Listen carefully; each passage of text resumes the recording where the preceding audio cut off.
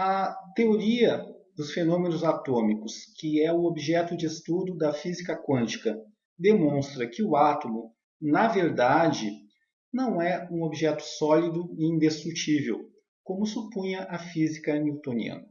Um átomo consiste em um grande espaço vazio em que giram em altíssima velocidade os elétrons em torno do núcleo atômico.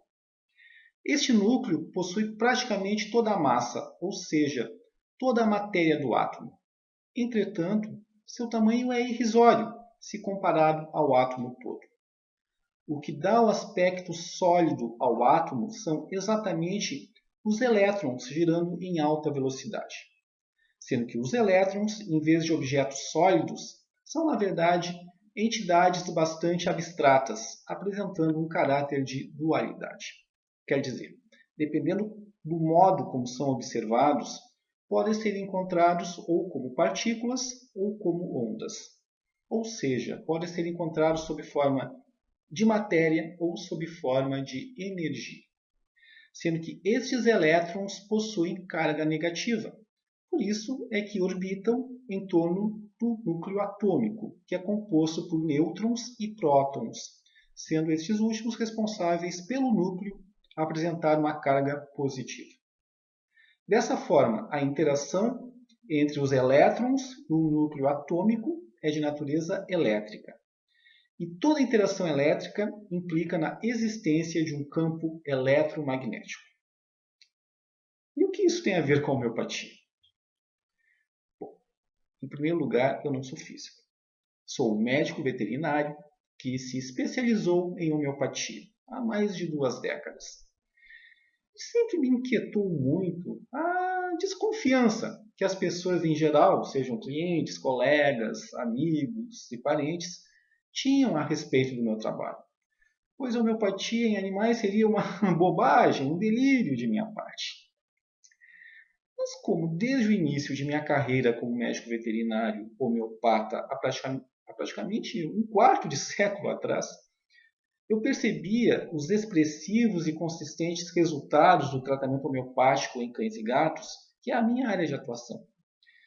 Eu me conformava com essa desconfiança em relação ao meu trabalho, sendo que um grande obstáculo para a aceitação da homeopatia pela ciência clássica seria o seu modo de ação, ainda não compreendido, em função da medicina tradicional estar baseada no paradigma mecanicista cartesiano. Por isso, há mais de 16 anos, comecei a estudar conceitos da física moderna, entre os quais alguns aspectos da teoria quântica e da teoria da relatividade, tentando encontrar alguma conexão com o possível mecanismo de ação dos medicamentos homeopáticos, já que os mesmos teriam uma atuação em um nível energético. Eu queria entender como isso funcionava. Confesso que não foi fácil. Talvez até por uma limitação minha.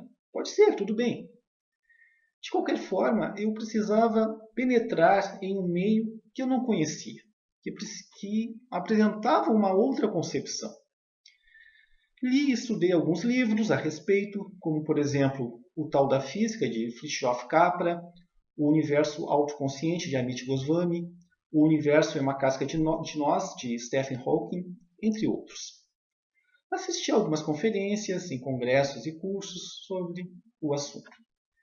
Mas o que ampliou os meus horizontes e me fez compreender melhor esta questão energética foi um curso que realizei em vários módulos de terapia por informação biofísica. A partir daí ficou mais claro para mim esta questão.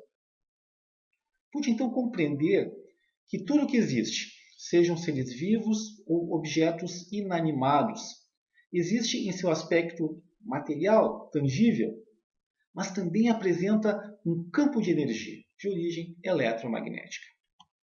Por exemplo, o ser humano é composto por diversos sistemas orgânicos.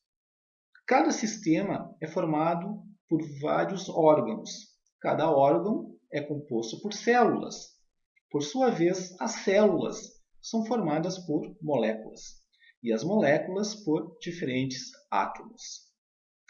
Percebem a importância de se estudar o átomo? Por que eu comecei falando da teoria dos fenômenos atômicos, a teoria quântica, lá no começo? Porque tudo que existe, sejam seres vivos, objetos e até medicamentos, inclusive os medicamentos homeopáticos, são compostos, em última instância, por átomos. E o que caracteriza cada átomo é o seu número atômico, que consiste no número de prótons e também de nêutrons de seu núcleo, com o correspondente número de elétrons. Por exemplo, o número atômico do átomo de carbono é 6, porque existem 6 prótons e também 6 nêutrons em seu núcleo, com 6 elétrons girando ao seu redor. Já o átomo de oxigênio apresenta o número atômico 8, porque possui 8 prótons e também 8 nêutrons no núcleo, com 8 elétrons girando em torno do mesmo. Já o número atômico do sódio é 11, do cloro é 17, do cálcio é 20 e assim por diante. Todos os átomos estão lá na nossa conhecida tabela periódica dos elementos químicos. E a interação dos mais diversos átomos origina tudo que existe, sejam seres vivos ou não.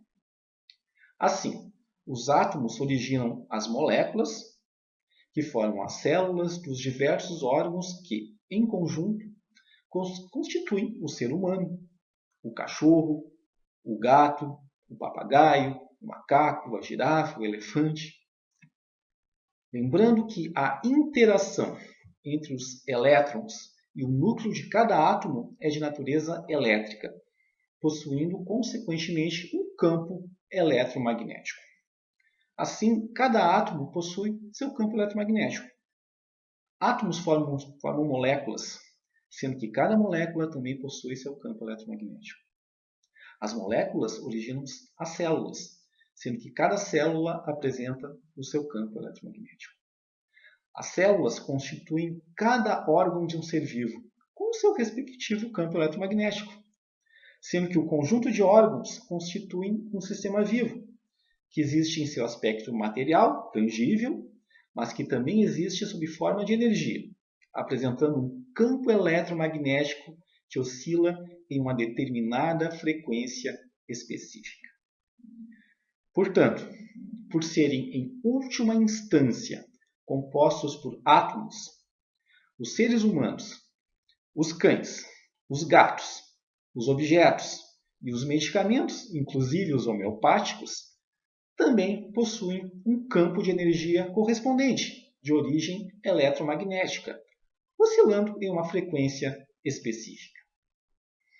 E aí nós podemos começar a entender por que soluções ultradiluídas, que ultrapassam o limite molecular, ou seja, que não teriam mais moléculas do princípio ativo do soluto inicial, conforme o número de Avogadro, ainda assim conseguem exercer um efeito significativo em sistemas biológicos.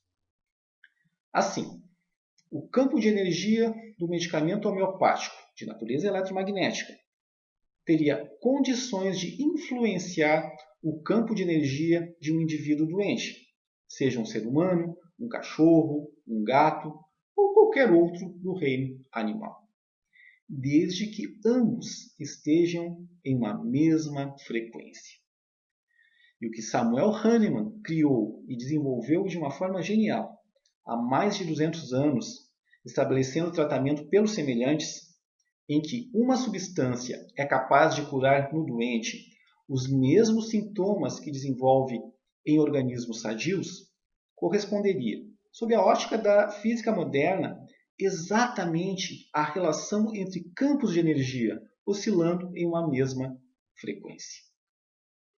Para ficar mais claro, a semelhança entre os sintomas do doente e os sintomas que determinado medicamento desenvolve em organismos saudáveis, premissa básica da homeopatia, corresponderia à semelhança entre campos de energia de origem eletromagnética do indivíduo doente e do medicamento, que oscilariam em uma mesma frequência.